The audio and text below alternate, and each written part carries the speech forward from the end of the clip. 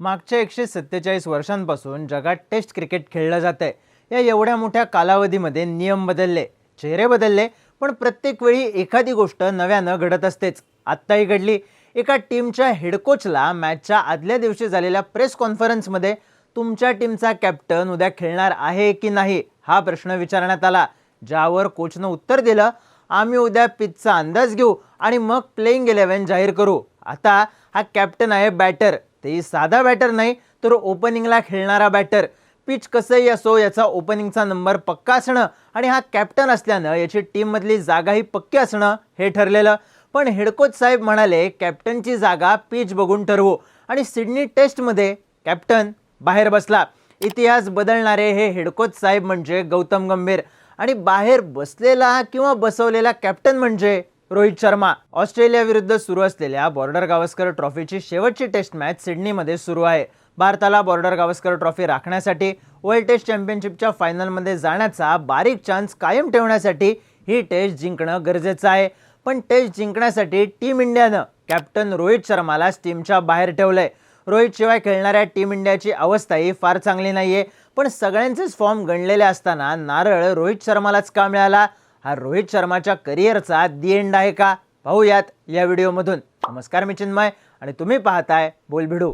सगळ्यात आधी बघू मागच्या 2 दिवसात नेमकं काय झालं। तर सिडनी टेस्टमध्ये रोहित, कोहली आणि पंत खेळणार की नाही या गोष्टीची बरीच चर्चा सुरू होती। त्यातही मेन विषय होता रोहित शर्माचा।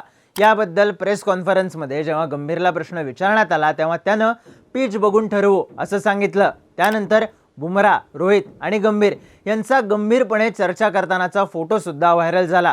मग गुरुवारी दुपारी बातम्या आल्या, रोहित शर्मानं सिडनी टेस्टमधून माघार घेतली अशा, ज्यावर शुक्रवारी सकाळी शिक्कामोर्तब झालं। कारण स्टँड इन कॅप्टन बुमराहनं आमच्या कॅप्टननं या मॅचसाठी रेस्ट घेतल्याचं सांगितलं। पण विषय इथंच थांबला नाही, तर विषय सुरू झाला।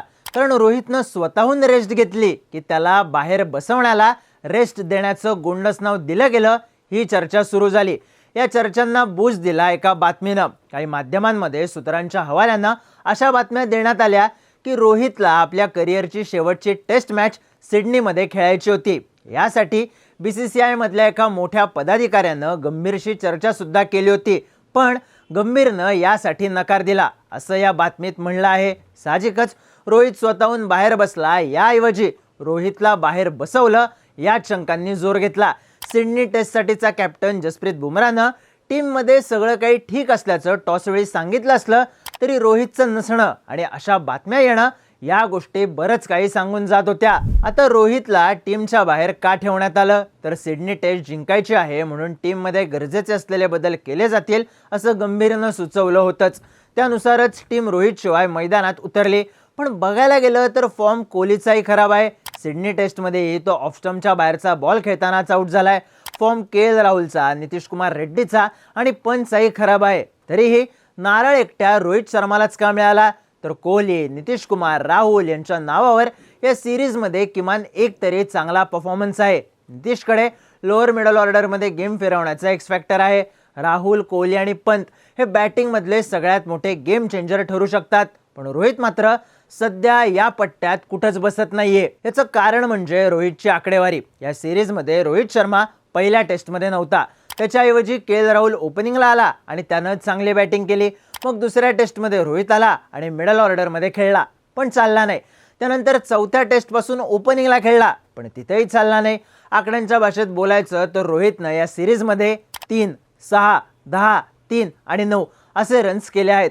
मागच्या 5 इनिंग्समध्ये तो फक्त एकदाच 10 रन्सपर्यंत पोहोचलाय आणि सगळ्याची टोटल होतीये 31। त्याच्यापेक्षा जास्त रन्स या सिरीजमध्ये ऑस्ट्रेलियाचा स्पिनर नॅथन लायननं केले आहेत। ऑस्ट्रेलियाचा बॉलर किंवा 11 नंबरला खेळणारा बॅटर जितके रन करतोय तितके सुद्धा टीम इंडियाच्या कॅप्टनला करता आलेले नाहीत। याच अपयशावर बोट ठेवलं गेलं आणि रोहित शर्मा टीमच्या बाहेर गेला अशी चर्चा सध्या सुरू आहे। बॅटर म्हणून न बसवता आलेली दहशत रोहित शर्माला बॅकफुटवर घेऊन गेली, पण कार्यक्रम झाला याचं मेन कारण ठरलं कॅप्टन्सी। बुमराहच्या नेतृत्वात टीम इंडिया प्रचंड आक्रमक खेळली आणि अवघड वाटणारी पर टेस्ट जिंकली। बुमराह बॉलिंग चेंजेसच्या बाबतीत, गेम प्लॅनच्या बाबतीत ॲग्रेसिव्ह होता। त्यात फील्ड सेटअपमध्ये तो जराही कचरला नाही। 4-6 बसले तरी बुमरानं फिल्डिंग ढिल्ली सोडली नाही. ऑस्ट्रेलियाच्या प्रत्येक बॅटर विरुद्ध प्लॅन रेडी होता.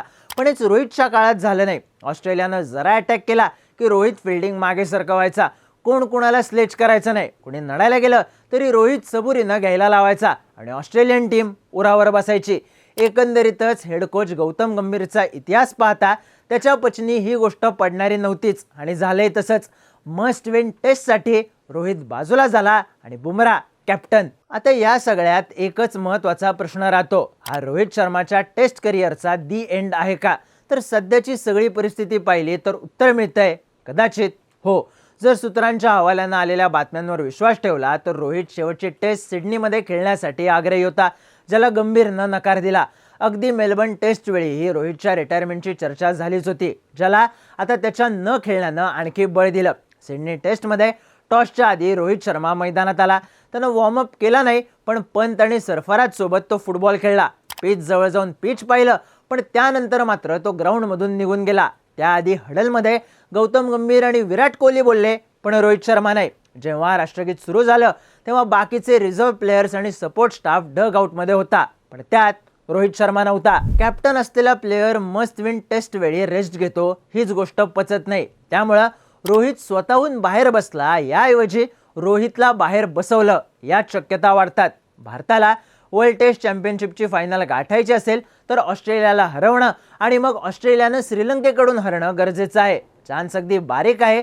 त्यात ही टेस्ट रोहितशिवाय जिंकली तर टीम इंडिया फायनलला गेल्यावर सुद्धा रोहितचा टीममध्ये येण्याचा चान्स कमीच होतो.